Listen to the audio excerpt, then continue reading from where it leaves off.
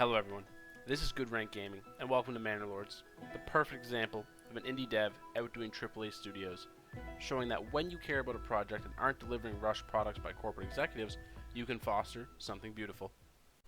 Manor Lords is a city builder style game similar to Anno 1800 or City Skylines, but it has a twist. Instead of being a fresh out of college architect or Victorian era colonizer with cholera, you're a 1400s lord in the southeastern territory of Germany known as Franconia. You must turn a group of settlers' encampment into a fully functioning and prosperous realm. Before we begin, I want to preface some things. Manor Lords is a title that is in early access and has been for some time now, going roughly on 7 years of development, but the game has only one developer, and aside from outsourcing for artwork and audio, it is the sole project of a man named Greg. I would try to say Greg's last name, but I know I'm going to mess it up, so here's a Google translation of it instead. Styczeń. First starting Manor Lords, the player will be met with a beautiful piece of artwork of a man on horseback, overlooking their fully flourished and strong realm. This is not you. It could be, but it definitely isn't. Instead, when clicking a new game, the player is transported to a coat of arms creation screen, where you make the banner that will fly for your kingdom in times of peace and war. On this very screen, the player already begins to feel in control, as you can upload any image you want onto the screen. I personally took my own family's coat of arms and uploaded that, but in reality, with any sort of editing software, you can put whatever you want. Once you've picked a portrait for your ruler and a coat of arms, it's time to jump into the action. And by action, I mean difficulty sliders. Manor Lords offers the player 3 different game modes to choose from. Those are Rise to Prosperity, Restoring the Peace, and On the Edge. Rise to Prosperity is your run-of-the-mill entry to RTS game mode, where the player's only objective is to grow their settlement into a large town and learn fundamental game mechanics. It offers no real challenge apart from surviving your subjects and braving the elements. Restoring the Peace is where most players begin, as it's the default game mode, and anyone that has played similar titles will be most comfortable with.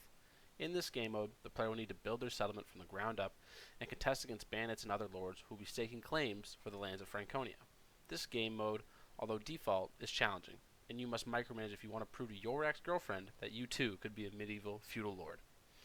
Finally, On the Edge is the difficulty setting for masochists and veteran sim players alike. The player is going to be tested in everything that they do. Regardless of decision making, there will be penalties. This is not recommended for a first time or even second time playthrough, as your settlement will be hammered by raids like a freshman doing a keg stand at a frat party.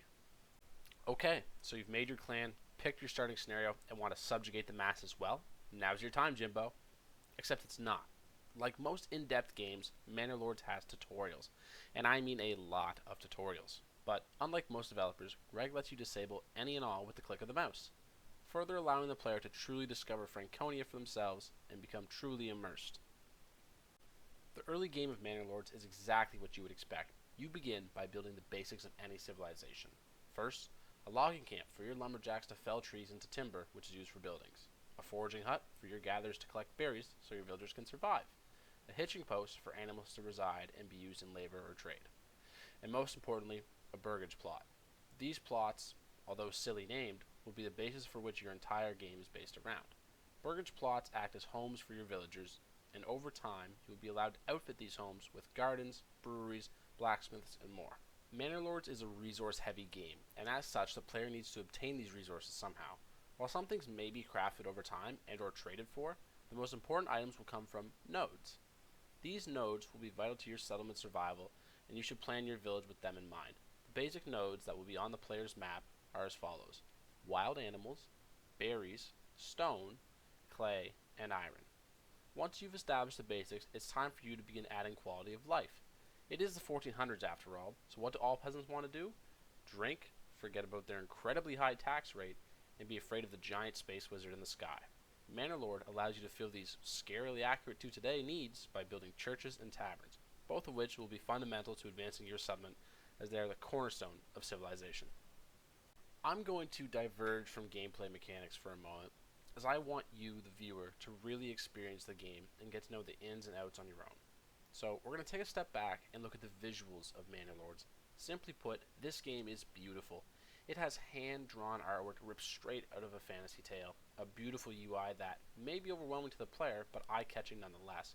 And although only having one map currently, that being the early access map, it creates a lush, diverse world that really makes the player feel as if they're in the 1400s. complete with 4 seasons and an in-game weather event system, it really is hard to tell that this was made by one developer and not a 10 to 20 man team in a professional studio. Jumping back to the gameplay, the player is going to be faced with multiple decisions that will determine whether they remain the ruler of their realm or are disposed of and abandoned by their people. As I said, the game has a full seasons mechanic where the player can only plant and harvest crops in their appropriate seasons and must stockpile enough food to survive the winter. And this isn't Minecraft where you can just take cut and wheat, place it into a crafting table to get bread. In order to create one loaf of bread for a settler to eat, the player must, and bear with me now, build a farmhouse, staff the farmhouse with an unoccupied villager, build an adjacent field, plow the field, sow the wheat into the field, allow it to grow, harvest the wheat, transport the wheat to a granary, build a windmill, staff that windmill, grind the wheat into flour, build a communal oven, staff the communal oven, have a villager cook the flour into bread, have a villager transport the bread back to the storage. And then, and only then, can it be consumed and satisfy your villagers. And I know that sounds extremely tedious, but it all unfolds beautifully behind the scenes while the player can focus on other elements such as building homes, roads, marketplaces, or fostering trade. Safe to say, Greg went all out when trying to make a realistic city builder and truly wants the player to feel as if they're the one in this scenario. Manor Lords does feature a combat system, although not as in-depth or large-scale as something like Banner Lord or Total War. The player can recruit militias from their citizens and build armies to either defend, red out bandits, or attack other lords' lands and stake their own claim. The basics of combat are top down like 99% of the game, but as the commander of an army, you can order your troops around to do different motions like hold their ground, attack, retreat, and so on and so forth. It is rather basic, and I would like to see it get fleshed out before release, but as it stands, it's a great piece of side content that makes every win you have feel like a reward. I'm going to wrap up this review here, and all I want to say is I'm excited to see this project move forward, and I believe that the final outcome will rival titles from studios like Paradox or Firaxis. Greg has really shown his love and dedication to Manor Lords, and with the traction it has been getting over its first week of release, it's safe to say his drive will only get stronger with each update. The final product can be something that will be played for generations and generations, hopefully spawning off an entire series, but only time will tell. Thank you all for watching, and I'll see you next time.